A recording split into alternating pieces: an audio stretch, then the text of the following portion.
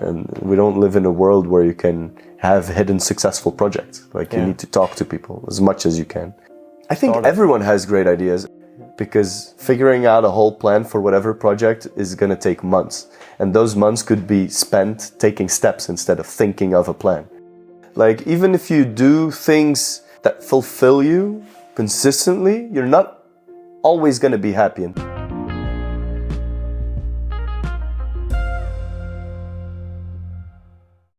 Hello Friends, willkommen zurück zu einer weiteren Folge von Curry oder Ravioli. Ich muss schon ein bisschen schmunzeln. Es soll jetzt nicht die Regel werden, dass ich nur zu zweit mit einem Gast eine Folge aufnehme. Aber es hat sich angeboten, Russland hat sein Go gegeben. Ich hatte die Chance mit Robin. Es ist ein wundervoller Mensch aus Belgien, Personal Trainer und Coach. Ich habe ihn auch unter anderem wieder bei den Workouts von den Madeira Friends kennengelernt und hatte mit ihm ein fantastisches 4 Stunden Mittagessen schon. War dann auf seinem Podcast zu Gast, die in Zukunft auch hochgeladen wird, allerdings auch auf Englisch. Es wird jetzt also unsere erste Folge hier auf Englisch sein. Und ich hatte eben die Chance, mit ihm kurz nach dem Workout mich nochmal kurz hinzusetzen mit ihm und diese 25 Minuten aufzunehmen.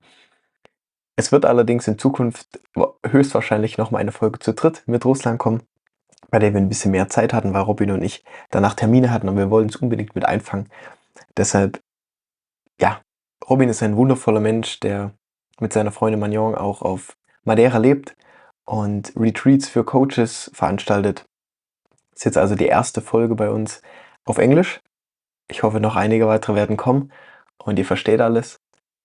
Es war auf jeden Fall mir eine sehr, sehr große Freude, diese Folge wieder aufzunehmen. Und wir springen jetzt einfach direkt rein. Danke fürs Zuhören und genießt's. Hey Robin, thank you so much to be on our podcast. How are you doing? I'm doing good myself. Thank you. How are you doing today? Wonderful. It's great to sit here with you, have a short episode. Yeah.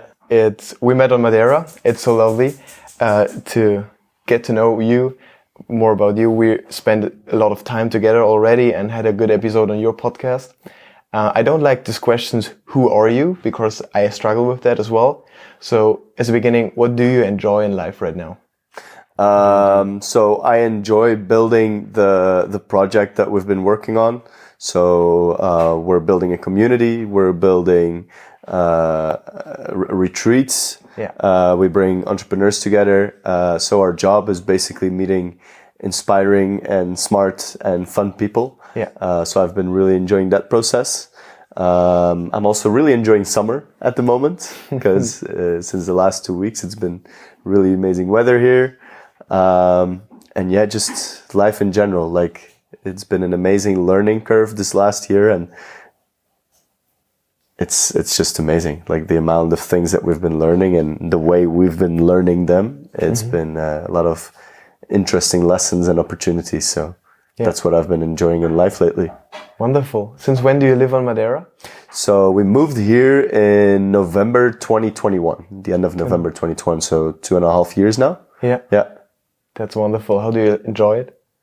Yeah, amazing. The plan was never to live here. So we moved here with the idea to just spend a month, maybe 2 months, just like for the winter. And well, we're now 2024 and we're still here. So now in love, yeah. I think, we've been enjoying our time here for sure. Absolutely.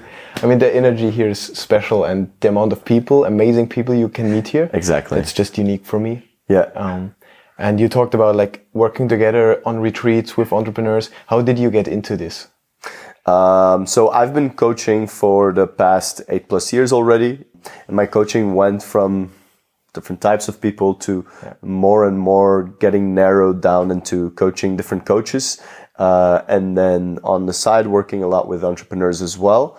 And shifting into more of a mentorship type role. My girlfriend, fiancée, has been working in tourism for 8+ years, and she more and more felt the urge to do something else, learn about business and start her own thing. So we rolled into it by thinking about how can we learn more about business and how can we meet more business-minded people and entrepreneurs.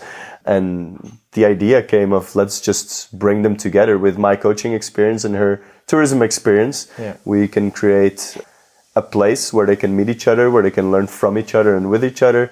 And as long as we're the facilitators, it's an opportunity that was open to that. And yeah, that's how we started the idea, and now it's growing a lot. So yeah, combining our knowledge and the urge to meet more like-minded people and have them learn from each other. Yeah. It's so crazy. Like, I really love your projects, and I was fortunate enough to meet some of you on the retreat, the last retreat you had. Exactly. The party. It's just amazing what you're doing. And when it comes to the mentoring, what did you learn about when you coach so many people?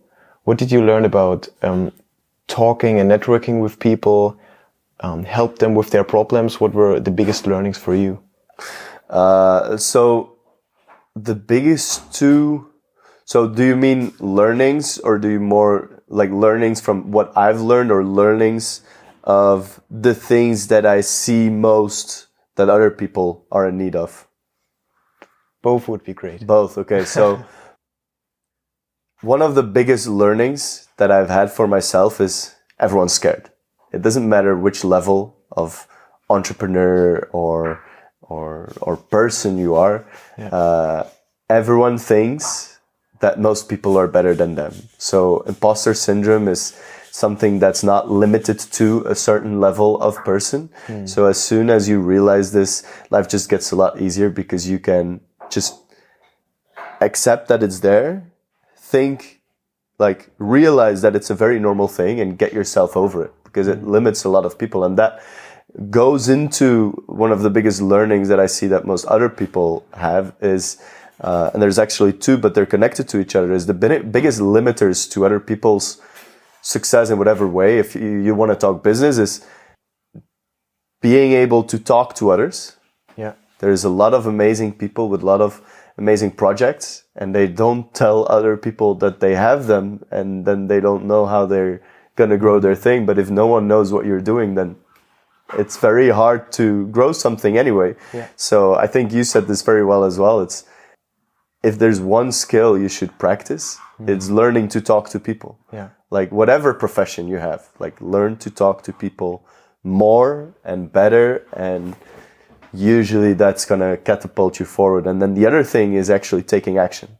It's, I've already told you, like my definition of an entrepreneur, it's not the official one, it's just what I have, is an entrepreneur is a person that has ideas and acts upon them. And there's people with businesses that are not entrepreneurial in the sense that it just comes to them, but they don't really take enough action on it.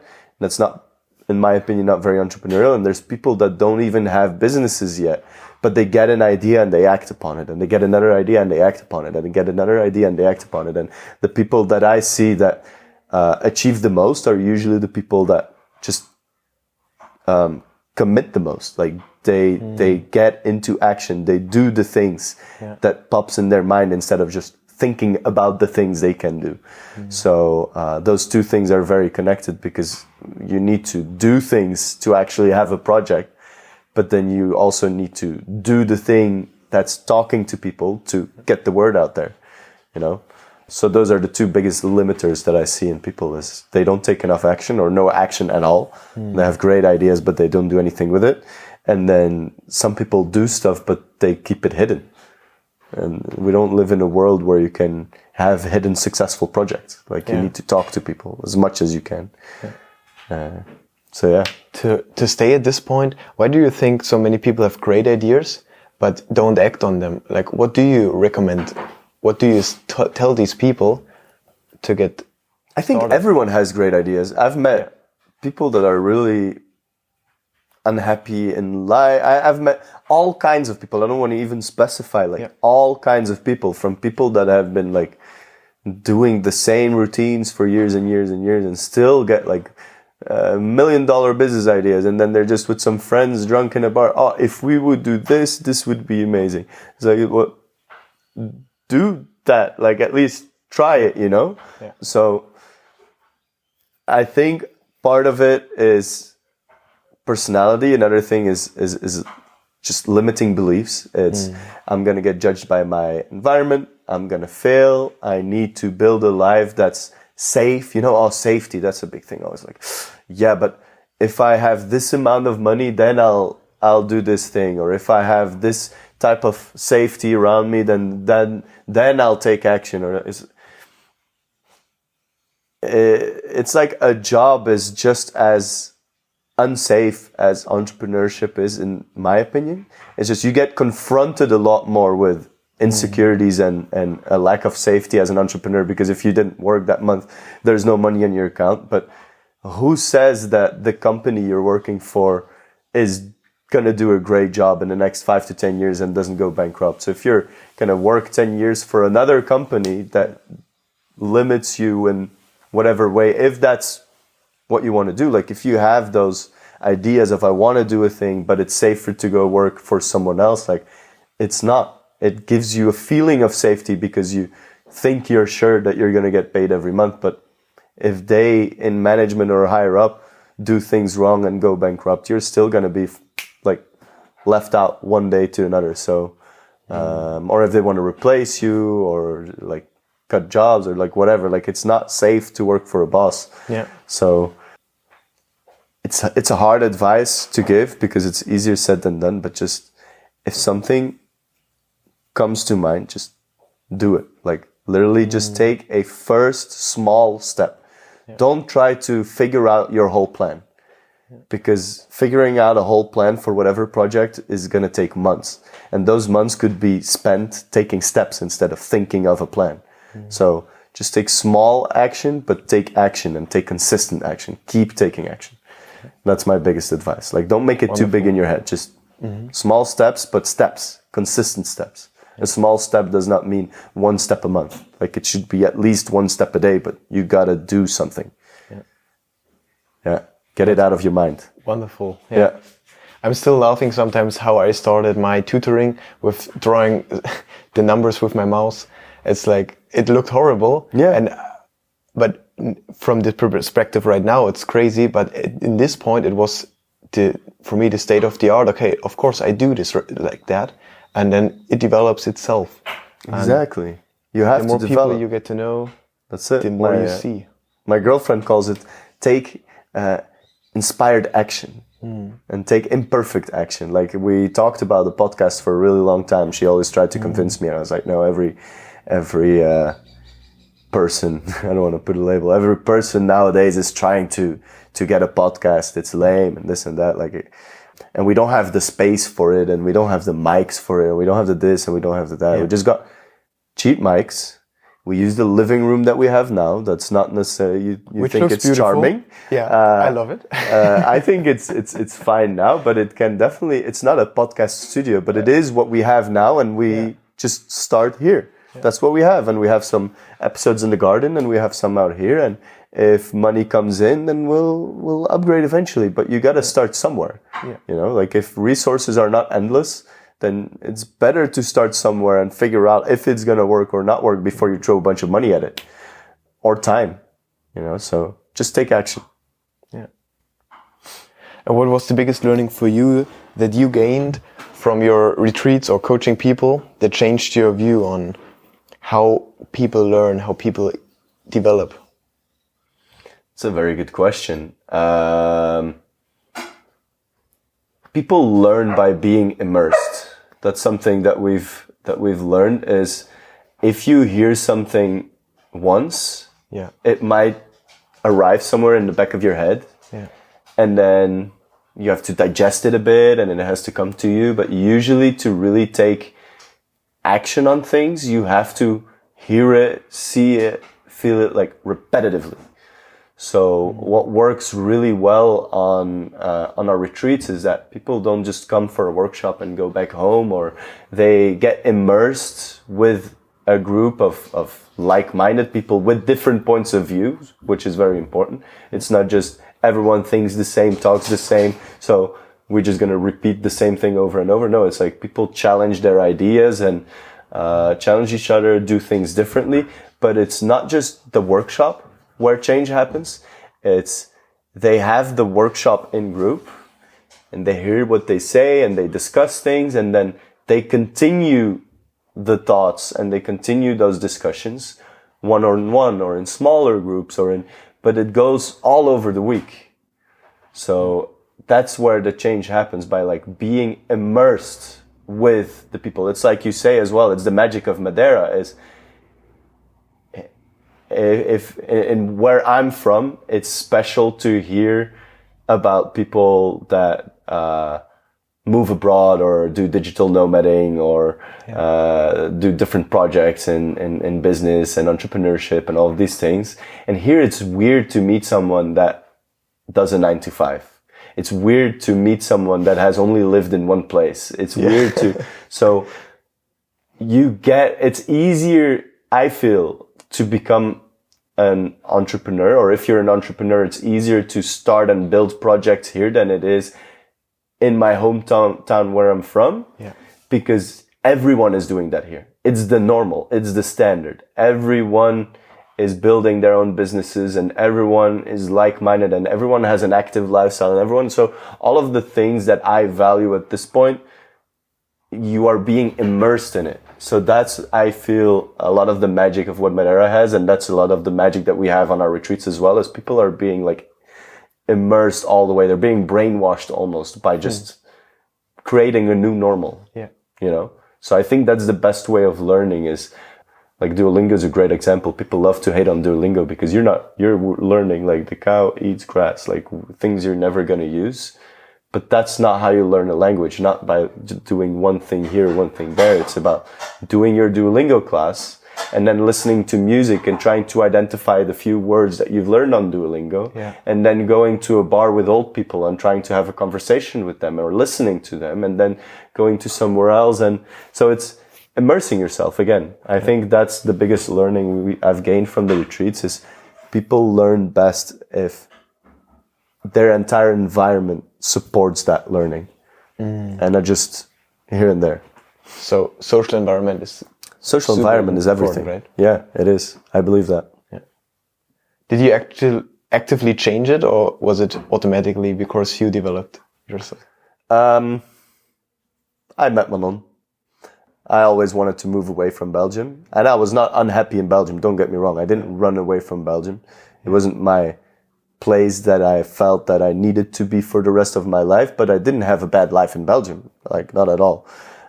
But then I met her and she was already living abroad for many years. So she was like, look, if you want to date me, you're going to have to come with, and we're going to have to travel and live in different places. And I was like, I was up for that challenge. So to me, it was just meeting her, dating her. It was easy as well because my mom already lived abroad. So I didn't have like to leave my parents behind or stuff like that. And then by living abroad and getting all these experiences in different places and eventually ending up in Madeira, because this is the first place where, like I said, you have that environment of everyone is an entrepreneur, everyone has an active lifestyle, everyone has ideas and acts upon them, and everyone wants to learn from each other and with each other.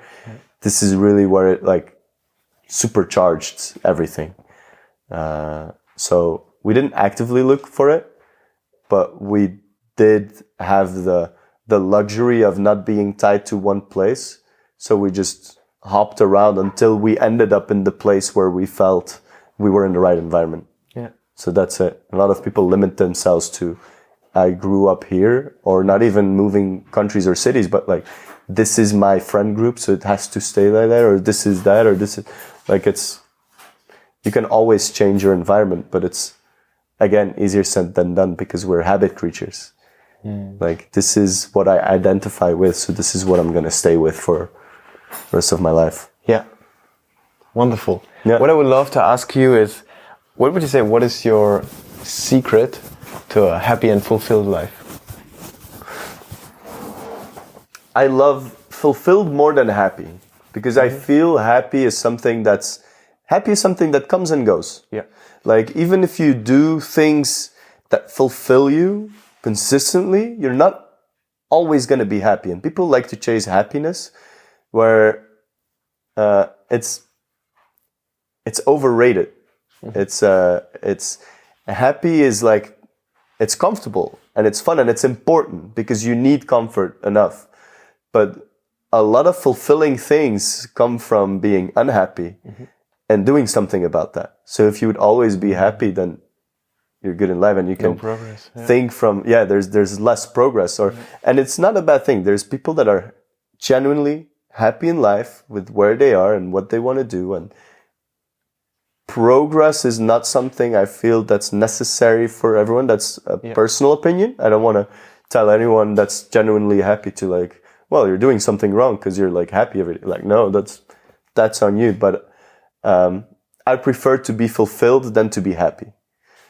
I want to have a mission, and I want to build towards that mission, and that's what fulfills me. And I get a lot of happy moments through that.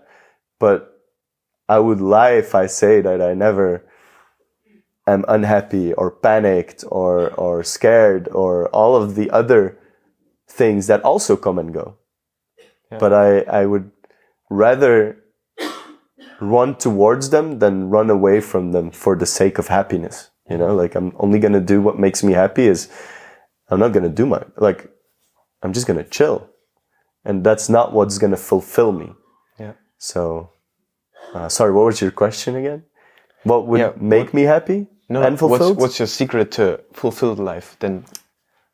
Yeah, so my secret to fulfilled life is develop yourself, get to know yourself better, because without really looking for yourself and what you value and the things that you would like to be and do in this world, it's hard to be fulfilled. Mm-hmm. But as soon as you discover that, and it's different for everyone, that's not a topic here like, oh, it's easy to say, but that's a completely different topic on how to discover what you want to do in life and what's going to fulfill you. But if you have that, just chase that. Just go with it.